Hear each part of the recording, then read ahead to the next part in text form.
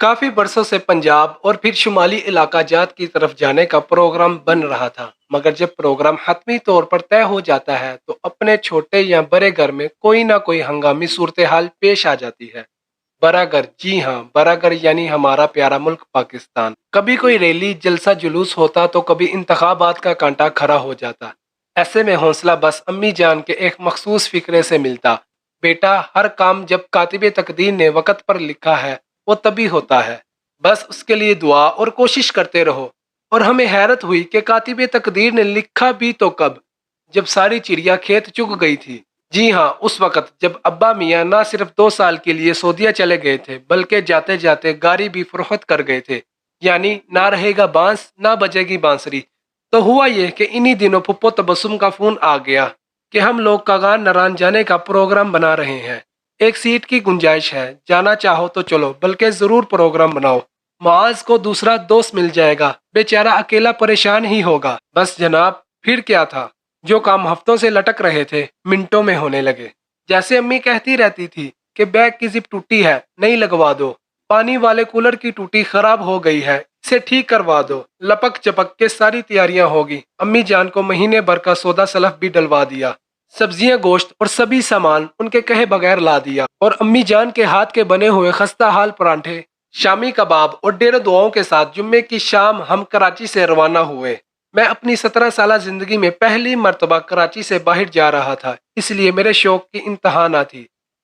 मेरी फरमाइश पर पुप्पो जान ने मुझे गाड़ी के दरवाजे वाली सीट दे दी। फिर उसके बाद मेरा मुंह गाड़ी के शीशे से यूं चिपका रहा जैसे शीरे पर मक्खी चिपकी रहती है। खुदा खुदा करके सक्कर शहर शुरू हुआ तो हम अपने करीबी अजीज के यहाँ घंटे भर के लिए ठहरे। पुप्पो तबस्सुम ने कुछ चीजें तोहफे में देने के लिए साथ रखी थी, जिनमें से मेजबानों को वक्त रुखसत अता की गई। उन्होंने भी हमें शिकारपुर का अचार तोहफे में दिया, जिसे देखकर सबसे ज्यादा खुशी पुप्पो की 7 साल बेटी निमरा को हुई। खैर, अचार की बातें करते करते हम सादिकाबाद पहुंचे। वहां फुप्पो की छोटी बहन रहती थी। 2 घंटे वहां कयाम किया और मिठाई की सौगात लिए दोबारा सफर शुरू हुआ। मोटरवे पे सफर ज्यादा आसान और तेज रफ्तारी से होता है, इसीलिए हम रात से पहले पहले मुल्तान पहुंच गए। सो अभी गाड़ी का इंजन भी बंद ना हुआ था और हम सब अभी सीटों से उठने की कोशिश में थे कि गाड़ी के शीशे पर दस्तक हुई। निमरा ने बगैर सोचे समझे शीशा नीचे कर दिया। बीबी, अल्लाह भला करसी, कोई खैरात सदका ते दे चाह। निमरा ने डर के मारे तेजी से शीशा बंद करना चाहा, मगर वो कैसे बंद होता।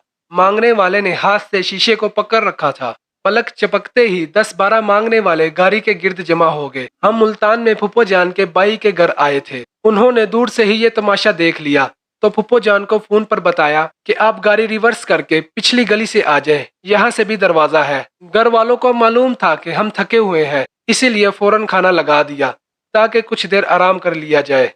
कुछ देर आराम के बाद हम सब ने चाय पी और किला कहना कासिम बाग देखने चले गए। सारे रास्ते फुप्पो जान के भाई हमें बताते गए कि ये अंदरूने मुल्तान है, ये बोहर गेट है, ये दिल्ली गेट है। बहुत से गेट बताए थे जिनके नाम अब मुझे मालूम नहीं। किला क्या था, मोहम्मद बिन कासिम रहमतुल्लाह अलैह की सिंध आमद की पूरी दास्तान थी। वहीं उन्होंने हमें मशहूर क्रिकेट स्टेडियम भी दिखाया। वापसी से हमने हसीन आगाही बाजार से मुल्तान का मशहूर सोन हलवा और कढ़ाई वाले दुपट्टे खरीदे। हम उनकी बड़ी सी 20 सीटों वाली गाड़ी में थे, उनके बच्चे भी हमरा थे। सारे रास्ते वो हमें मुल्तान के मुकामी लोगों की दिलचस्प बातें बताते रहे। सुबह नाश्ते में मुल्तान के मशहूर मालपुरे और नान चने के साथ पराठे, अचार और अंडों का खागीना था, जो सभी ने डट कर खाया। नाश्ते के बाद हम मेजबानों से इजाजत लेकर मरी की तरफ रवाना हुए। जेलम के साथ ही पहाड़ शुरू हो गए। मैंने जिंदगी में पहली मर्तबा पहाड़ बचश्मे खुद देखे थे। मत पूछिए क्या है बदतारी हुई। सुबहान अल्लाह का विर्द करते करते हम इस्लामाबाद के बाहर ही से मली चले गए। जिसने भी इसे मलका एक एहसार कहा है, सच कहा है। क्या आन बान शान थी उन पहाड़ों की, ऊपर से तबाह कुन मौसम। उफ, घने जंगल, गहरी छांव, ठंडी हवाएं, दिल थाम कर बस मरी मरी करने लगा। हमें सब ने माल रोड पर रात के वक्त और दिन पर पटरियाटा चेयर लिफ्ट पर बैठने का मशवरा दिया था। अब खुदा की मर्जी देखिए कि सब काम होते गए, मगर होटल की बुकिंग ना हो सकी। ख्याल ही नहीं आया कि ऑनलाइन बुकिंग करवा लें। मरी पहुंचे तो अब फुप्पा जान होटल होटल घूम रहे हैं, मगर रिहाइश की सहूलत कहीं नहीं मिल रही। के सीजन जोरों पर था। इत्तेफाक से फुप्पा जान के भाई जान की कॉल आ गई। उनके इल्म में मसला आया तो उन्होंने हमें फौरन अपने दोस्त के घर में रहने का मशवरा दिया। जो माल रोड से करीब ही था। उन दिनों उनके दोस्त दुबई गए हुए थे। ये ऑफर सुनकर हम सभी खुश हो गए। चंद मिनटों के बाद उन्होंने हमें लोकेशन भेज दी, साथ में बता दिया कि चाबी दाएं तरफ के पड़ोसियों के हाथ से मिलेगी।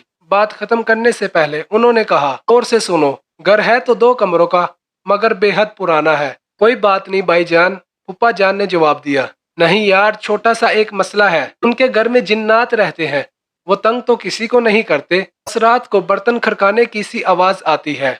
उसके अलावा वो कभी कभार पैसे भी निकाल लेते हैं, तो आप लोग जरा मुहतात रहना।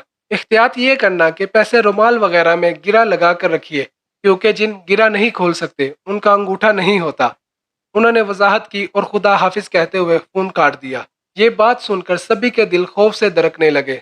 मुसीबत ये थी कि कोई और ठिकाना भी नहीं था। खुदा खुदा करके लोकेशन के मुताबिक घर मिल गया। पड़ोसियों ने चाबी के साथ गर्मा गर्म चाय और पकौड़े भी थमा दिए, जो इतने मजे के लगे कि हम सचमुच जिन्नात को भूल बैठे।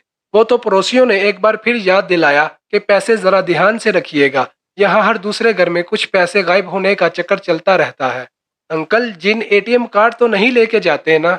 निमरा ने बोलेपन से पूछा, तो सब हंस पड़े। अंकल मुस्कुराते हुए नफी में सर हिला के रुखसत हो गए। अब सभी इधर उधर देख रहे थे और सांस रोक रोक कर आ रहे थे।